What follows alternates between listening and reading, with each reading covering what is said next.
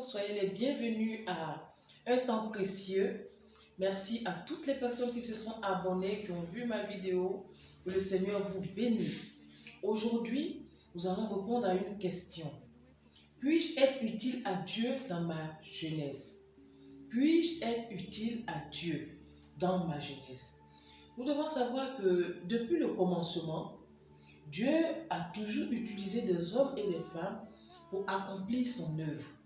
Et il n'a jamais fait de différence d'âge. Il a juste cherché un cœur disposé. Nous allons voir un peu, parcourir dans la Bible et voir des exemples de jeunes gens qui ont été utilisés par Dieu dans leur jeunesse.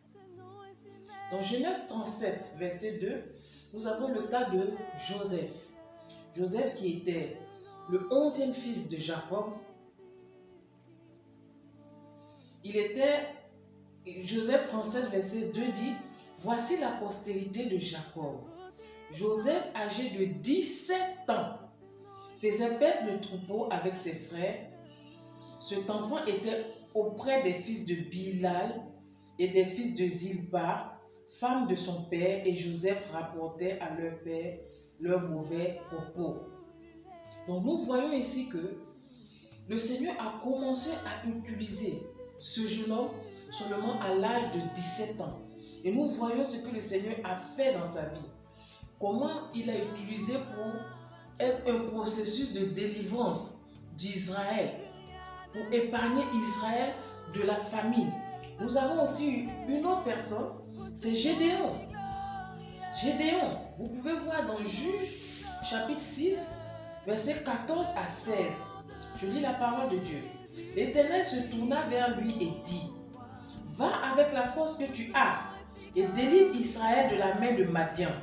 N'est-ce pas moi qui t'envoie? » Gédéon lui dit, « Ah, mon Seigneur, avec quoi délivrerai-je Israël? Voici, ma famille est la plus pauvre en Manassé, et je suis le plus petit dans la maison de mon père. » Et l'Éternel lui dit, « Moi, je serai avec toi, et tu battras Madian comme un seul homme. » Alléluia. Nous voyons ici que Gédéon était le plus petit de la maison de son père. Pour dire qu'il était jeune lorsque le Seigneur l'a choisi pour être juge en Israël. Nous avons aussi l'exemple de Samuel. Samuel, un prophète de renom. Un prophète que le Seigneur a utilisé puissamment. On peut le voir dans 1 Samuel chapitre 1, verset 24 et chapitre 3, verset 1. Je lis d'abord 1 Samuel 1, 24. Quand elle l'eut sevré, elle le fit monter avec elle et prit 3 taureaux, un épha de farine et une outre de vin. Elle le mena dans la maison de l'Éternel à Silo.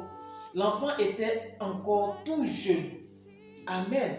Nous voyons que déjà, à la jeunesse, dès le sevrage de Samuel, il est allé au service de Dieu. Il est allé être utile dans la maison de Dieu. Ici, dans 1 Samuel chapitre 3, verset 1, la parole de Dieu nous dit, « Le jeune Samuel était au service de l'Éternel devant Élie. La parole de l'Éternel était rare en ce temps-là et les visions n'étaient pas fréquentes. » Amen. Voici un jeune homme qui a consacré sa vie à Dieu. Dès qu'il a été sevré par sa mère, depuis le sein de sa mère déjà, il était consacré à Dieu. Et dès qu'il a été sevré, il a été mis au service de Dieu. Il a été utile à Dieu. Bien que les visions étaient rares et que la parole de Dieu se faisait entendre rarement, mais Samuel a été utilisé par le Seigneur dans son jeune âge. Amen. Il y a un 4e exemple. Nous avons beaucoup d'exemples dans la Bible. Nous avons l'exemple de Saül, qui a été le premier roi d'Israël. Saül aussi était très jeune lorsqu'il a été choisi par le Seigneur. Nous pouvons voir ça dans 1 Samuel chapitre 9, verset 2. Et je lis la parole de Dieu. Il avait un fils du nom de Saül, jeune, est beau, plus beau qu'aucun dans des enfants d'Israël, et il les dépassait tous de la tête. Amen. Nous voyons ici que Saül était jeune lorsque le Seigneur l'a oint, lorsque le Seigneur a posé ses regards sur lui, lorsque le Seigneur a commencé à l'utiliser. 1 Samuel chapitre 10, verset 1 dit: Samuel prit une fiole d'huile qu'il répandit sur la tête de Saül, et il le baisa et dit: L'Éternel ne t'a-t-il pas oint pour que tu sois le chef de son héritage? Donc nous voyons ici que malgré le jeune âge de Saül, le Seigneur l'a oint, le Seigneur l'a mis à part et il a fait de lui le premier roi d'Israël. Nous avons aussi un cinquième exemple, et un personnage que j'aime particulièrement, c'est le roi David. Lorsque Saül a désobéi à Dieu et qu'il a été rejeté par Dieu, Dieu va aller se choisir un autre jeune homme en la personne de David. Nous pouvons voir ça dans 1 Samuel chapitre 16, versets 11 à 13, et je lis la parole de Dieu. Puis Samuel dit à Isaïe: Sont-ce là tous tes fils? Et il répondit: Il reste encore le plus jeune, mais il fait paître les brebis. Alors Samuel dit à Isaïe: Envoie-le chercher, car nous ne nous placerons pas avant qu'il ne soit venu ici. Isaïe l'envoya chercher. Or, il était blond, avec de beaux yeux et une belle figure. L'Éternel dit à Samuel: Lève-toi, oins-le, car c'est lui. Samuel prit la corne d'huile et l'oignit au milieu de ses frères. L'Esprit de l'Éternel saisit David à partir de ce jour et dans la suite. Samuel se leva et s'en alla à Rama. Nous voyons ici que David aussi était très jeune. Il était même le plus jeune de sa famille. Mais cela n'a pas dérangé Dieu. Le Seigneur l'a choisi pour être un roi. Et David a été un roi remarquable. La parole de Dieu dit qu'il est l'homme selon le cœur de Dieu. Nous avons aussi Daniel, le prophète, qui a été choisi par le Seigneur depuis son jeune âge. Voici quelqu'un qui a, comment je peux dire, influencé des royaumes païens où il était en exil. Nous voyons dans Daniel chapitre 1, du verset 3 jusqu'au verset 6, je lis la parole de Dieu. Le roi donna l'ordre à Ashpenaz, chef de ses eunuques, d'amener quelques-uns des enfants d'Israël de race royale ou de famille noble, de jeunes garçons sans défaut corporel, beaux de figure, doués de sagesse, d'intelligence et d'instruction, capables de servir dans le palais du roi, et à qui l'on enseignerait les lettres et la langue des Chaldéens. Le roi leur assigna par jour une portion des mets de la table du roi et du vin dont ils buvraient, voulant les élever pendant 3 ans, au bout desquels ils serviraient au service du roi. Il y avait parmi eux, d'entre les enfants de Juda, Daniel, Anania, Mishkaël et Azaria. Amen.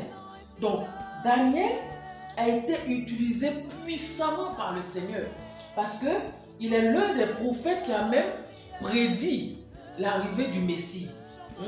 Il a été un conseiller du roi, il a été un sage. Alors, vous me direz peut-être que tu cites des personnes qui sont de l'Ancien Testament, mais dans le Nouveau Testament, nous avons aussi Timothée. Timothée qui était un pasteur. Il dirigeait une église. Dans 1 Timothée chapitre 4 verset 12, voilà ce que Pierre dit à Timothée. Que personne ne méprise ta jeunesse, mais sois un modèle pour les fidèles en parole, en conduite, en charité, en foi et en pureté. Amen. Donc nous voyons que ce pasteur-là, il était jeune. C'est pour ça que Paul pouvait lui donner ce conseil-là, que ne laisse personne mépriser ta jeunesse. Donc lui, le Seigneur peut t'utiliser dans ta jeunesse. Ne méprise pas toi-même ta jeunesse. Et pour cela, il faut que tu changes d'attitude.